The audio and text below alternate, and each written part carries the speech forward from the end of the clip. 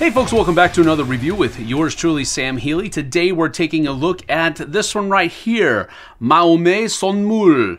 That is Korean for Spoil Me Not. Now, Spoil Me Not is a reprint of another game called Nicht, Bohne. Nicht, Bohne. I probably slaughtered that one just as much as I slaughtered the Korean name.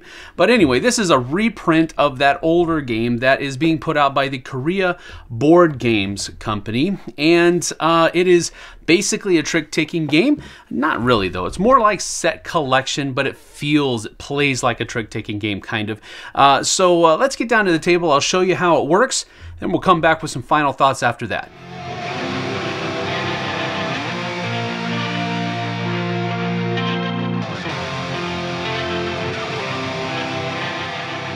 So Spoil Me Not is a card game that's kind of a trick-taking card game, but not really.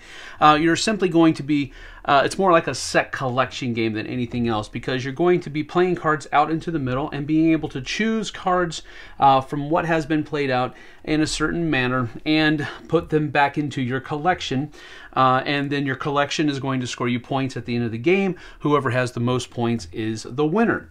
The deck is evenly distributed between the number of players. So in a 6-player game, you're going to have 60 cards, and you're going to have 10 cards for each player's hand. In the deck, though, there are 4 different kinds of cards. There are number cards, which denote how many points that card's going to be worth in your collection, generally speaking, at the end of the game. Then there are different kinds of special cards. For example, this one is a plus or minus. If you have 1 or 3 of these in your collection, all of your yellow cards, for example here, will be negative points. But if you have 2 of these in your collection, then all of your yellow cards will be positive points. And again, this only affects your yellow cards. There's this kind of card in all of the other 3 suits as well. Then you have the 0 multiplier, which basically nullifies any points, whether from special cards or number cards, that you will get from that color. And then there is a ×2 modifier that will double the amount of points and double the effects of any special cards in that color in your collection at the end of the game. Now, one person is determined to be the first player, and they're given the token to start the game with. And what basically happens here is the person who has the token gets to look at their hand of cards and choose a card and put it out there first. So we'll go ahead and do, let's see here. We're going to go ahead and do this. And we'll put the the token on top of it, denoting that I am the person who put that out there. And then everybody else plays their cards out. Once everybody else has played their card out there, the person who plays the first card gets to choose first. So I'll probably want to take the 10 here and add it to my collection. And when I add it to my collection, and when I add other cards to my collection, you want to keep them separated into the different colors that they have as well. And so now the person whose card I took, they get to choose. So maybe then they will want to take the 9 and put it into their collection. And then this person gets to choose. And let's see, we'll take the 8 and put it into their collection. Now this person chooses, and okay, I want this one because that's just going to give me negative points if I don't get some more of them. And so then this person has to choose this over there, and then the last person always takes the card that was first, and they also become the person who plays the first card in the next round. And the game would progress that way until everybody had no cards left in their hands and all 10 of their cards in their collection. So let's say that one of the players ended with these 10 cards in their collection, and so it would start with red would get them 5 points because 3 plus 2 is 5. They only got 1 of these special cards, so that means that all of their yellow cards are negative points. So this is -3.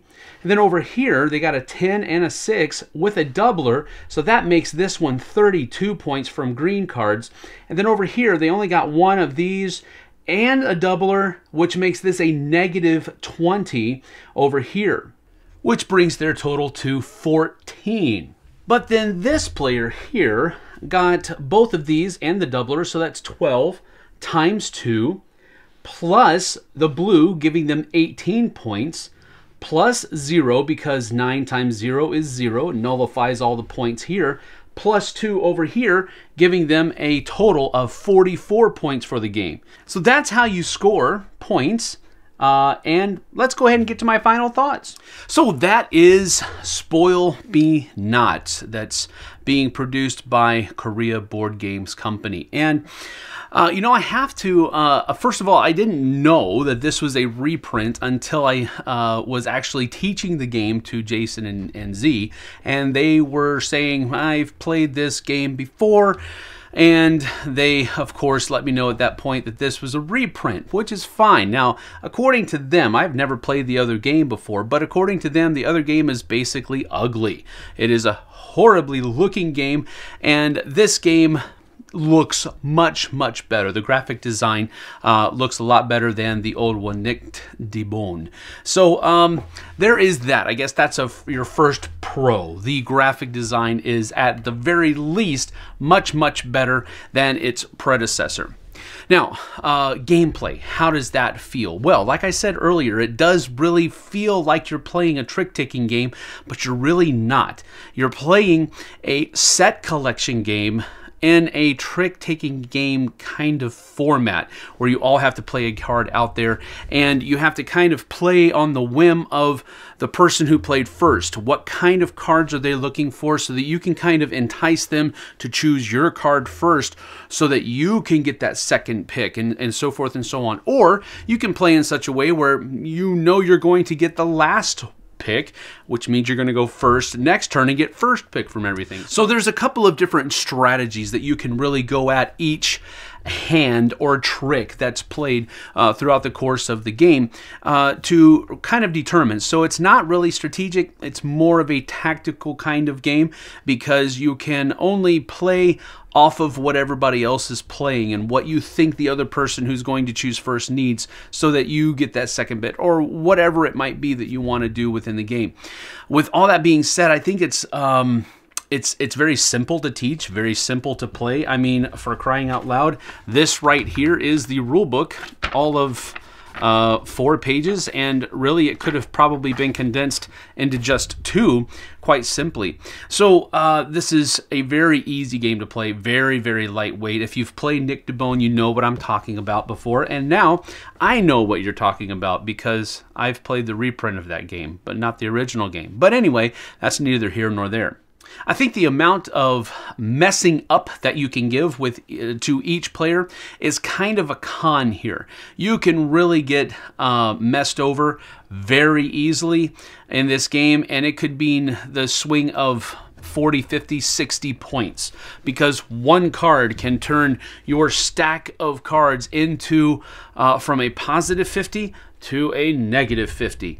And it's just that simple with just one card. So if you mess up just once, your entire hand can be really messed up.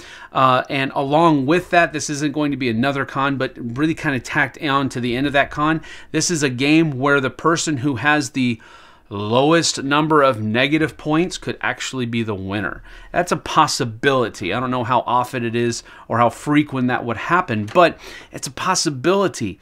That's not fun for me. I want points. If I'm getting points, now if the point of the game is to get few points, okay, I got it. Getting negative points is actually a good thing.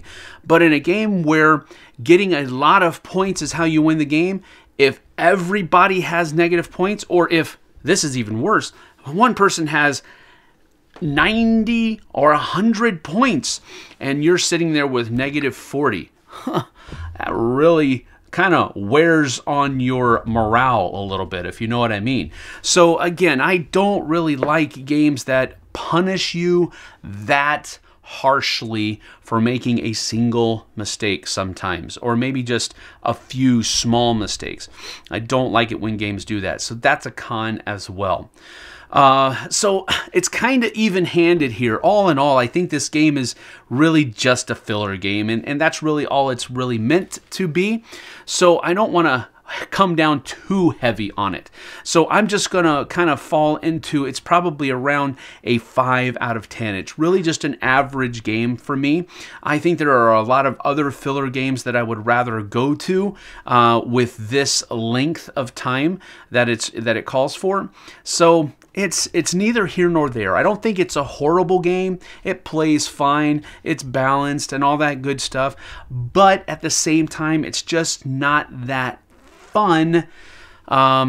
If I have fun at this game, it's probably going to be because of the people I'm playing it with and not the game itself. And so because of that, it just kind of falls in that middle area there somewhere. So take it or leave it. I think it's a better version than its predecessor. It looks a lot better. So if you were thinking about picking up Nicht, Bohne, then maybe you want to pick this one up instead if you can get a hold of it. Again, right now I think it's only being printed by Korea Board Games, which might make it a little bit difficult to get a hold of. But at the end of the day, neither here nor there for me.